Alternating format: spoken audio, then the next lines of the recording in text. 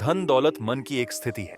जब तुम अपने भीतर अनंत शक्ति को महसूस करते हो, जिसे लोग ईश्वर कहते हैं, तभी जाकर सच्चे मायनों में तुम धनी बनते हो। जब तुम जान जाते हो कि तुम्हारे विचार रचनात्मक हैं, तुम जो चाहते हो वह तुम्हें मिलता है, और जिसकी कल्पना तुम करते हो तुम वह बन जाते हो, और तभी तुम वास्तव में वैभव एवं संपदा के मालिक बनते हो।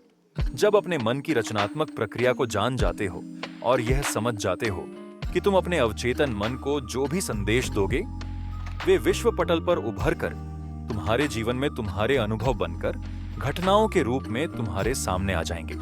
सोच का ही फर्क होता है, वरना समस्याएं आपको कमजोर नहीं बल्कि मजबूत बनाने आती हैं। तुम्हारी कामयाबी के पीछे सबसे बड़ा हाथ किसी और का नहीं, तुम्हारे बुरे वक्त का होता है। अपनी ऊर्जा को चिंता करने में खत्म करने से बेहतर है इसका उपयोग समाधान ढूंढने में किया जाए। अभिमन्यु की एक बात आज भी पसंद है, हिम्मत से हारना, लेकिन हिम्मत कभी मत हारना। आदमी हमेशा संकट में ही कुछ सीखता है, खुशी में तो वो पिछले सबक भी भूल जाता है। जिसमें धीरज है और जो मेहनत से नहीं घबराता, कामयाबी उसकी दासी है। यदि आज तुम अपने निर्णय नहीं ले रहे हो तो कल दूसरे तुम्हारे जीवन के अहम निर्णय लेंगे और तुम्हें गुलाम बनकर उनकी बातें माननी पड़ेगी। धन मित्रता को खा जाता है, क्रोध बुद्धि को खा जाता है और अभिमान आत्मज्ञान को खा जाता है। इसलिए सभी पर नियंत्रण आवश्यक है। किसी ने पूछा, इस दुनिया में आपका अपना कौन है? मैंने हंसकर कहा, समय अगर वो सही तो सभी अपने, वरना कोई नहीं। अपने विचारों को वश में रखो क्योंकि यही तुम्हारी वाणी बनेंगे। अपनी वाणी को वश में रखिए क्योंकि यही तुम्हारा कर्म बनेंगे। अपने कर्मों को वश में रखो क्योंकि यही तुम्हारी आदत बनेंगे। अपनी आदतों को वश में रखो क्योंकि यही तुम्हारा चरित्र बनेंगे, और अपने चरित्र को वश में रखो क्योंकि इसी से तुम्हारा भाग्य बनेगा।